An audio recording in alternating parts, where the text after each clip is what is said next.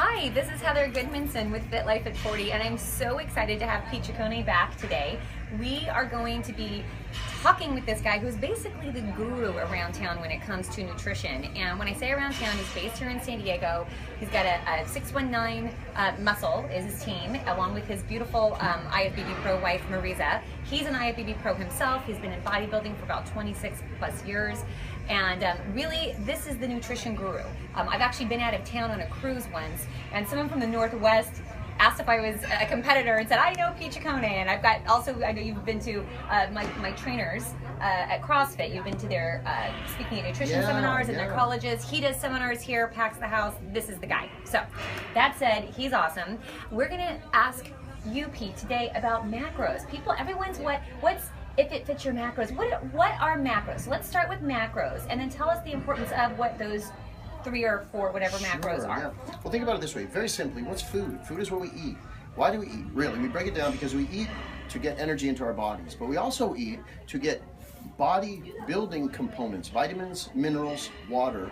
Those are 3 of the 6 macros, really. But your energy providing macros are your proteins, carbs, and fats. Those are the other 3. So of the 6 macronutrients, vitamins, minerals, water, proteins, carbs, and fat, when we're referring in our fitness industry and on Instagram and Facebook and all this, out there now, the IIFYM type of stuff, or what people are referring to when they say count your macros, or I count my macros, they're talking about the energy providing components of food, which are proteins, carbohydrates, and fats. Those 3 components are the only components besides alcohol, which is ETOH, is a separate macro. We won't talk about that because it's not appropriate in the fitness channel. But proteins, carbs, and fats are the components of food, the macronutrients that provide your body with energy.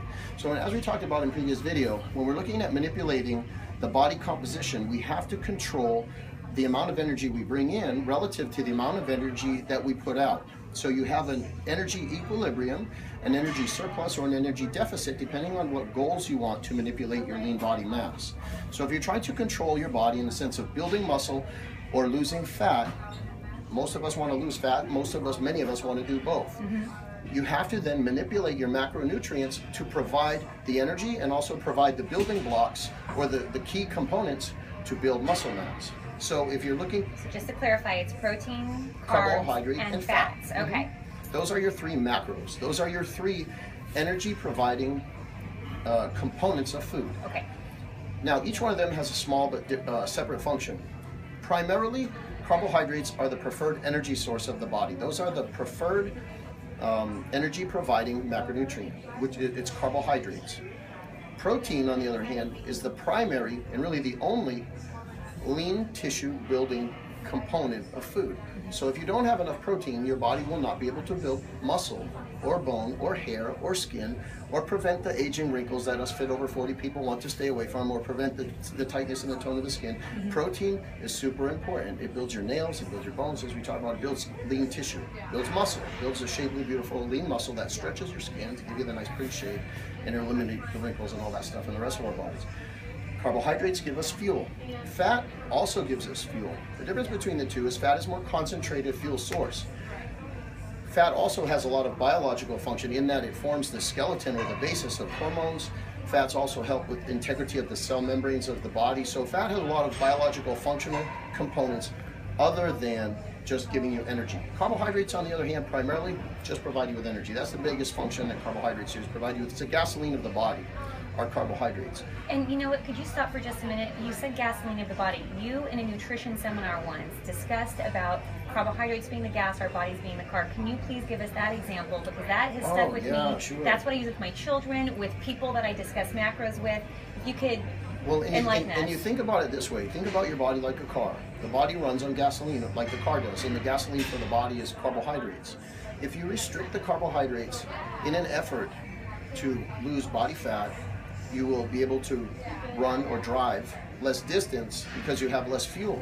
But then what you want to do is keep in mind that fat, as we talked about, either from a macronutrient standpoint as a component of food, or stored fat in the adipocytes on our bodies, those 2 are both very dense energy providing components. So whether you have the stored fat or you have fat from food, both of those are potentially able to be used for fuel in the absence of carbohydrate. Does that make sense? It does. So what I'm hearing is if our bodies are the car, for example, our carbohydrates, we're not putting enough carbohydrates in to go for a 3-hour drive somewhere. Really, we're putting enough carbohydrates in to go for a 20-minute drive. So we just need enough carbohydrates and fats to get us to our next meal. Exactly. We're not driving overnight somewhere. Good point. So for example, we don't need necessarily, depending on your body and what your goals are, 80 carbohydrates in a sitting. Exactly. We need maybe 25 or 30 carbohydrates. It's just enough energy to get us to our next meal. Is that? Yeah, exactly. Think about it this way. So if you drive your car and it has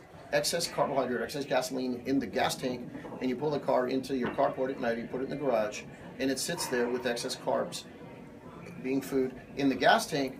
Good. Overnight, that stuff is going to settle and be stored. It's going to go into the reserve tank being your adipocytes or your fat cells on your body.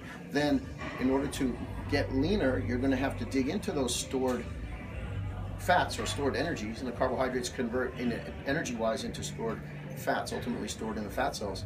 So as you're continuing to work hard to try to get lean, you want to control your macronutrients. You want to manipulate them so you have enough protein to support muscle building, which keeps your energy, your engine running. Okay. And then you want to control your gasoline by having just enough, like you said, to get to your next destination, your next meal, without any surplus. So if you don't have a surplus of energy, you're going to be in an energy balance. And if you want to get lean, then what you can actually do is drop your fuel in just a little bit so that you coast into your next meal on empty.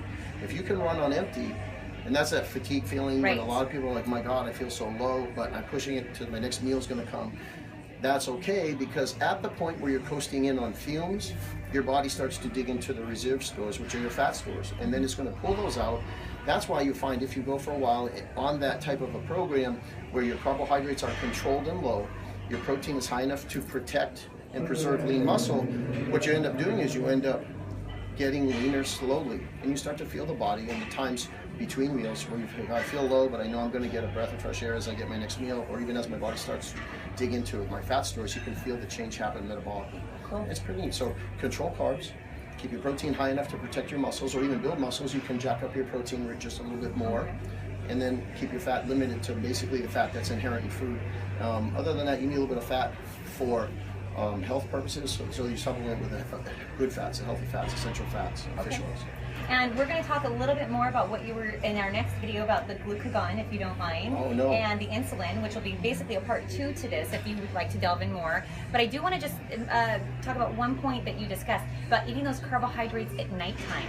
Okay, so just if you could, just real briefly, I want to touch on that, because I know that generally in our bodybuilding industry, when we're trying to, get that energy that we need to lift and get through our day, our carbohydrates we really don't do a lot of carbs. We don't do carbs at night for the most part. Correct. Because the understanding is that it's just being stored because we're not really burning that energy off. Is that correct? Yes. What you want to think about it like this. For the most part, carbohydrates, the transit time from the mouth, the food, to the gut, into the bloodstream is very short. It happens very quickly, within probably 20 minutes in some cases, or even more fast, depending on the simplicity of the carb or the complexity of the carb. If you think about it like this, if you're eating carbohydrates more towards the end of the day, but your function or your activity level is decreasing, those carbohydrates are doing nothing for you in terms of fueling activity, because within that 2-hour window between eating in the bloodstream for fuel, so what happens is the extra calories end up being processed and then stored eventually in the fat cells, which we don't want, because then if you're eating carbs at night, now you want to always maintain a certain level. When your goal is to get leaner, then having the carbs more in the time when the carbs are going to be functional, which is fueling activity in a short period of time post-meal, that's going to serve your purpose. It's going to help fuel your training. It's going to help fuel the cardio or the muscle building activities we talked about in the last video. So that's when you want to purposefully time your nutrition. Protein, on the other hand, has a transit time that's a little slower depending on the type of protein that you're eating, and it's important throughout the day, because at any point during the day you could be building lean tissue, and that's really kind of dependent on a lot of different things. And you can even eat it before you go to bed. Correct, and that's what you I was always do. told don't eat before you go to bed, but now I know I can have my protein and sometimes even a little bit of fat, before bedtime. Pete, thank you so much. We're going to continue. If anyone, if you love this, please click the like button and follow me, and we'll hear some more from Pete. Thank you.